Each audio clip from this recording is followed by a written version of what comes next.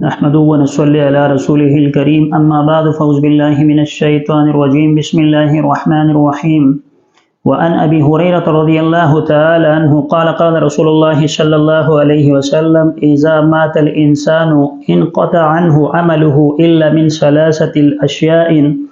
صدقة جارية او علم ينتفع به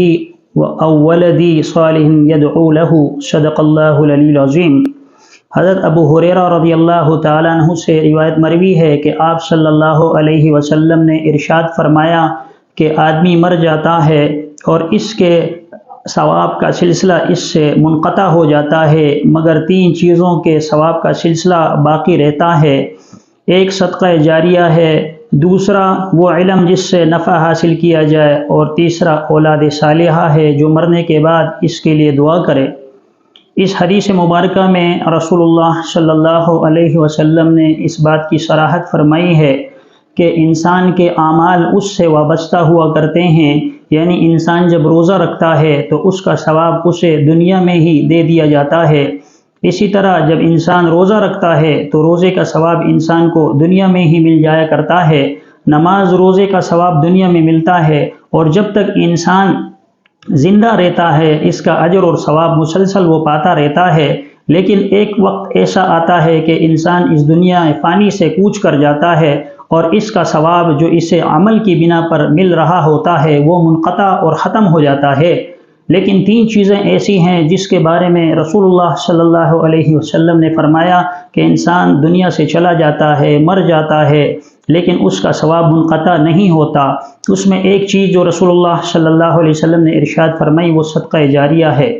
یعنی ایسا صدقہ جس کا ثواب مرنے کے بعد بھی انسان کو ملتا رہتا ہے۔ اس بارے میں فقہاء علماء نے بعض چیزوں کی صراحت فرمائی ہے، جیسے کسی نے مسجد بنائی لی، اب مسجد کے اندر لوگ آتے ہیں، نماز پڑھتے ہیں، نوافل ادا کرتے ہیں، ذکر و اذکار کرتے رہتے ہیں۔ اب یہ شخص دنیا میں نہیں ہے، دنیا فانی سے کوچ کر چکا ہے، لیکن اس مسجد کا جو ثواب ہے وہ ہمیشہ مسلسل اسے ملتا رہتا ہے، یہاں تک کہ یہ قبر کے اندر ہوتا ہے لیکن ثواب مستقل اور مسلسل اسے وہاں پہنچ رہا ہوتا ہے۔ اسی طرح کسی نے کوئی کنواں وغیرہ بنایا جہاں سے انسان آتے ہیں اور وہاں سے پانی پی جاتے ہیں، یا حیوان یا پرندے وغیرہ آتے ہیں اور وہاں سے پانی پی جاتے ہیں، تو جب تک یہ کنواں باقی ہے اور لوگ یہاں سے مستفید ہو رہے ہیں تو اللہ تبارک و تعالیٰ اسے مسلسل وہاں ثواب عطا فرما رہے ہوتے ہیں۔ اسی طرح کسی نے کوئی جگہ وقف کر دی، کسی مدرسے کے لیے یا کسی دینی ادارے یا فلاحی ادارے کے لیے وقف کر دی، اور وہاں سے لوگوں کو سہولتیں مل رہی ہیں، لوگوں کو آسانیاں مل رہی ہیں، تو اللہ تبارک و تعالیٰ اس کی برکت سے قبر کے اندر اس کے ثواب کے اندر اضافہ فرما رہے ہوتے ہیں۔ اور دوسری چیز جو یہاں فرمایا گیا وہ یہ ہے کہ انسان کوئی ایسا علم حاصل کرے جس سے لوگوں کو نفع ہو، جس سے لوگوں کو فائدہ ہو، یعنی کوئی عالم دین ہے اور وہ لوگوں کو علم سکھا رہا ہے، اور علم سکھانے کے اندر بعض طلباء وہ عالم دین بن جاتے ہیں اور دین پر استقامت اختیار کرتے ہیں اور صحیح علم کا وارث چھوڑ دیتے ہیں، تو اس نے کچھ لوگوں کو علم سکھایا، اس نے اوروں کو سکھایا، اس نے اوروں کو سکھایا، تو اسی طرح یہ سلسلہ چلتا رہتا ہے۔ انسان دنیا سے چلا جاتا ہے لیکن اس کا یہ عمل منقطع نہیں ہوتا،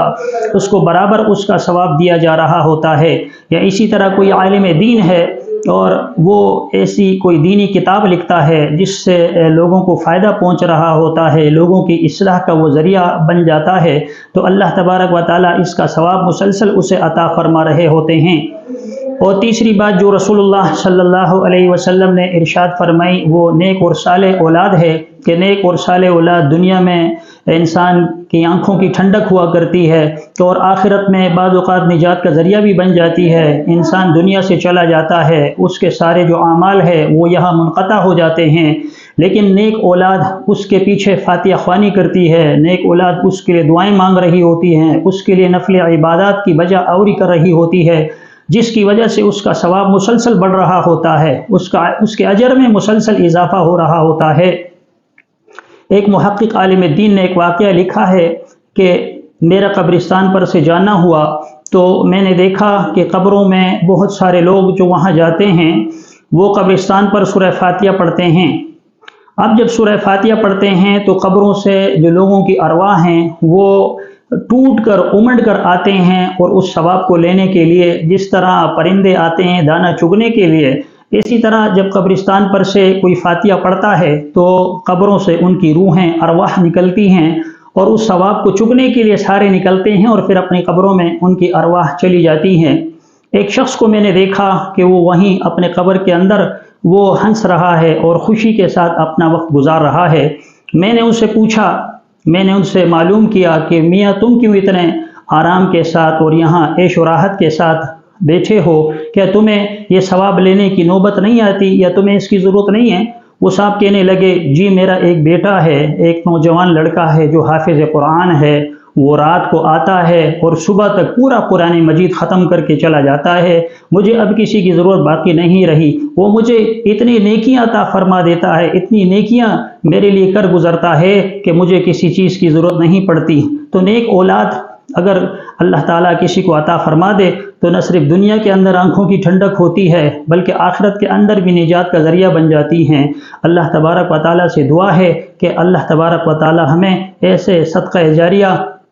قائم رکھنے کی توفیق عطا فرمائے۔ اللہ پاک ہمیں اولاد بھی ایسی عطا فرمائے جو نیک و صالح ہو۔ اللہ ہمیں صدقہ جاریہ والے کام بھی کرنے کی توفیق عطا فرمائے، اور اللہ تعالی ہمیں علم نافع بھی عطا فرمائے تاکہ آخرت کے اندر سرخرو ہوں، اور اللہ کل قیامت کے دن اللہ کے سامنے ہماری نجات کا ذریعہ بھی بنے۔ آمین۔ وآخر دعوانا الحمد للہ رب العالمین۔